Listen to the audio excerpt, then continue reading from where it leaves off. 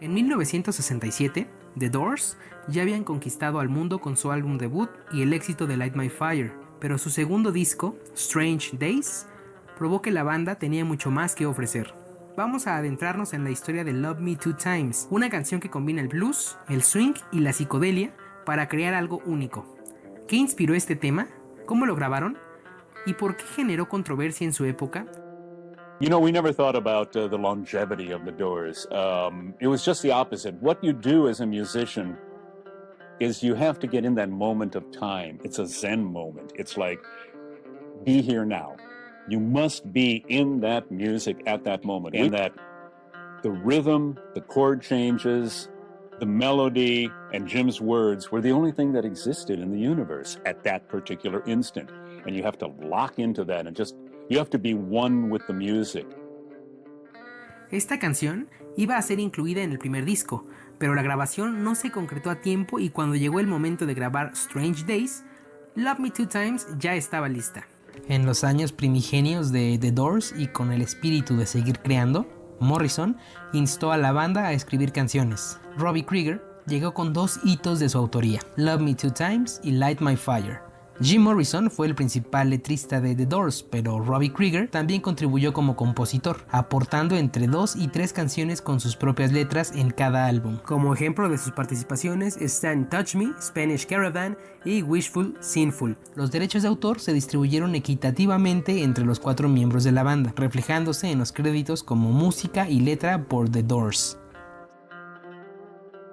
Krieger escribió la canción bajo la premisa de ser amado antes de partir a la guerra, abordando temas como el amor y la pérdida en tiempos difíciles. El tema central es el amor físico, cuerpo a cuerpo. You know, when I wrote Love Me Two Times, I was thinking about the soldiers going out to Vietnam, right? Oh, how long they would have to be without their girlfriends, you know. Therefore, love me 2 times, I'm going away. But I wanted to write a blues, and you know, whenever the Doors did a blues, we always tried to do something a little different, you know. So I stuck in what's called a circle of fifths, which is a... Of course, I didn't know it was a circle of fifths at the time. To me, it just sounded good, you know.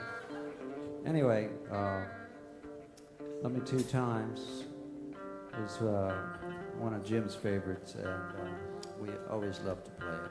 Robbie practiced flamenco guitar, and Robbie Krieger is the only guy in rock and roll who played with his fingers, you know? He didn't use a pick, he played flamenco style. Lo primero en lo que la mayoría pensamos al recordar esta canción es sin duda el icónico riff, el cual se repite a lo largo de la obra y se destaca por su carácter de tensión, repetición y la necesidad de resolver sónicamente. Además, presenta un uso del espacio que le ayuda a fluir, y es este espacio entre las notas el que le da una sensación de respiración y deja que fluya de manera sofisticada y sin esfuerzo. Robbie se inspiró en la canción Southbound Train de John Connor. Desafortunadamente no puedo agregar parte de la canción por el salvajismo de los derechos de autor, pero puedes checarla en YouTube y encontrar su similitud. Con este arreglo, Krieger logra una melodía que es a la vez pegajosa y evocadora. Este carácter permitió que la canción se alejara de los riffs típicos de otras bandas de rock de la época, que solían ser más agresivos. A pesar de que Robbie se basó en estructuras del blues, introdujo una escala menor para darle un giro melódico que hacía sentido con la ímpetu de explorar nuevos sonidos. La influencia de músicos como John Lee Hooker y Muddy Waters es evidente, pero filtrada por la sensibilidad psicodélica de la época. La guitarra de Krieger se complementa con el clavicordio de Ray Manzarek. Esta combinación crea una textura sonora única que es característica en la música de The Doors. Durante la mayor parte de la canción, Jim Morrison omitió la S en two times, dándole un doble sentido a la frase, porque two times se refiere a algo que ocurre en 2 ocasiones, pero al omitir la última S y quedarse como Love Me Two Time, se interpreta como two timer, que es un término coloquial en inglés para referirse a alguien que engaña a su pareja. John Densmore completó la atmósfera con un ritmo influenciado por el swing jazz. Este ritmo animado contrastaba con la intensidad de la voz de Jim Morrison, quien entregó una interpretación cargada de pasión y deseo. con la producción de Paul Rothchild y el ingeniero Bruce Botnick, fue grabada en los legendarios estudios Sunset Sound en Los Ángeles, donde la banda experimentó con nuevas texturas sonoras para su segundo disco, Strange Days. Love Me Two Times fue grabada entre el 4 de abril y el 25 de mayo de 1967. Para la grabación, no solo de esta canción, sino de todo el álbum Strange Days, el productor Paul Rothchild utilizó una grabadora 3M de 8 pistas. Este equipo analógico permitía grabar hasta 8 pistas independientes, lo que ofrecía mayor flexibilidad y calidad en la grabación, facilitando la mezcla y la separación de los instrumentos. La máquina utilizaba cinta magnética de 1 pulgada de ancho. Esto proporciona una mayor fidelidad y claridad en el sonido, con menos distorsión y una gama dinámica superior. When Paul would be there and Bruce Botnick, our engineer, the two of them, Rothschild and Botnick, were always on us. Come on, you guys, get into line here. Let's get a take. Come on, let's get a take. And we worked our butts off in the recording studio. It was... we were like little scientists, like I could see us in lab coats, you know? The second album, especially, Strange Days, when we got 8 tracks to record, it was like we were in heaven, you know? The first album was 4 tracks, the second album was 8 tracks. We could do everything we did on the first album and still have 4 tracks to overdub. And yet Jim is having the time of his life, man. We're being very scientific, and he's goofing and having, you know, because he's just got to do the vocals. Robbie and I and John have to do the very precise, all our parts and everything. Jim does the vocals. That's all he's got to do. The rest of the time, he's goofing off, man. He's having a grand time, you know, doing this and that and the other thing. So the legends you've heard about the Doors in the recording studio are true, but we were also very scientific too. En diciembre de 1967 fue publicado como single, mismo mes en que Jim Morrison fue arrestado en un concierto en New Haven. Este incidente, combinado con la letra sugerente, realzó la imagen oscura y rebelde de The Doors, especialmente de Jim Morrison, lo que provocó que algunas estaciones de radio familiares se negaran a reproducir esta pieza. Aunque no logró alcanzar el éxito masivo de Light My Fire, quizá por la polémica que envolvía a la agrupación en ese momento, tuvo una buena recepción, alcanzando el puesto número 25 del Billboard el 13 de enero de 1968. La censura no sorprende si consideramos el contexto de los años 60. El concepto y la lírica de esta obra se consideraron otra manera de corromper a las juventudes y desafiar las buenas costumbres, por lo que las estaciones de radio más conservadoras la consideraron inapropiada para el público general.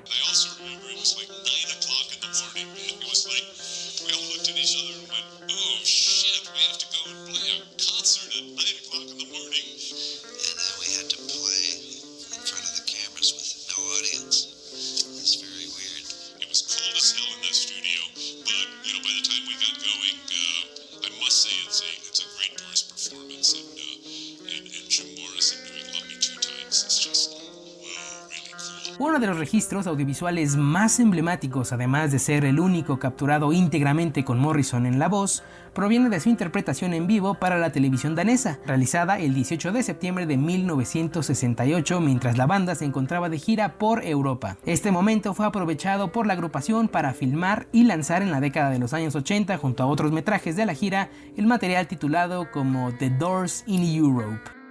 Seguramente, tú has visto esta versión, ya sea por YouTube, por medio del VHS y DVD Dance on Fire o a través de un audio. Para su publicación en Dance on Fire, este segmento fue editado con un tono sepia y se le agregaron fotografías para añadir dinamismo.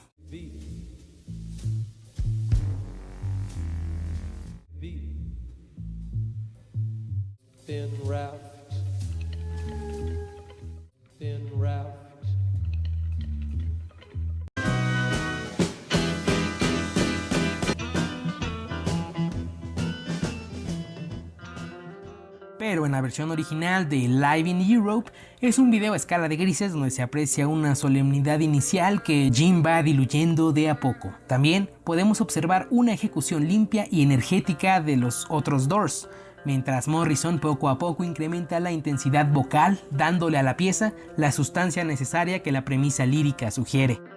Sea la mejor versión o no de Love Me Two Times en vivo, es sin duda la más popular y con la que posiblemente muchas personas asocian tanto la vestimenta de cuero de Jim con los primeros acordes de la suplicia amorosa Love Me Two Times. Esta interpretación fue seleccionada para el Alive She Cried, publicado por allá de 1983. Danish television program that we did turned up about a year ago. We had no idea it was in existence.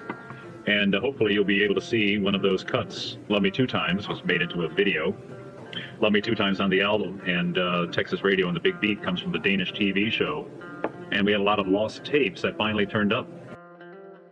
Desde 1968 hasta los años posteriores a la muerte de Morrison, la banda experimentó con la estructura, la duración y la interpretación de la canción. Uno de los primeros ejemplos de esta expansión ocurrió el 10 de noviembre de 1968, en un concierto ofrecido en la ciudad de Minneapolis, Estados Unidos. Se extendió hasta los 11 minutos, con la participación del armonicista Tony Glover. Durante esta improvisación, Robbie Krieger tocó frases que 2 años después darían forma a Roadhouse Blues.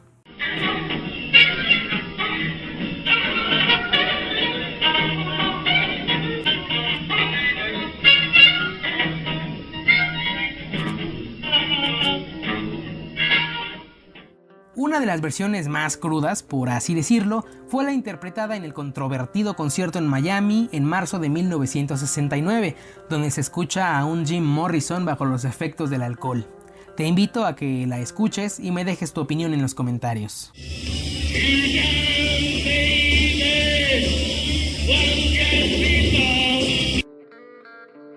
Para 1970 ya había adoptado un enfoque más influenciado por el blues.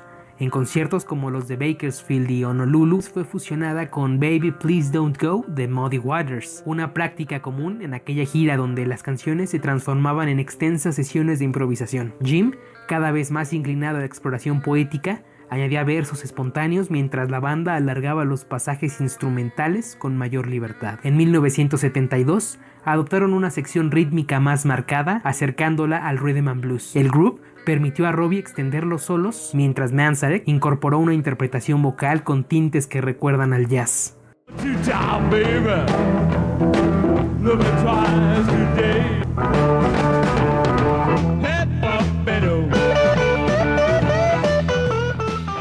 Sin Morrison al frente, la canción perdió parte de su identidad. Aún así, en lugar de intentar imitarlo, Manzarek, Krieger y Densmore, valiéndose de su virtuosismo, optaron por darle una nueva vida, adaptándola a la formación que tenían en ese momento. Love Me Two Times sigue siendo una de las canciones más queridas de The Doors. Su mezcla única de géneros y su capacidad de trascender épocas le han convertido en un clásico atemporal. ¿Cuál es tu versión favorita de Love Me Two Times? Déjame tu opinión en los comentarios. Si te gustó mi contenido, recuerda que puedes suscribirte a mi canal y activar la campanita de notificaciones para estar al tanto de mi actividad en YouTube. Gracias por la compañía.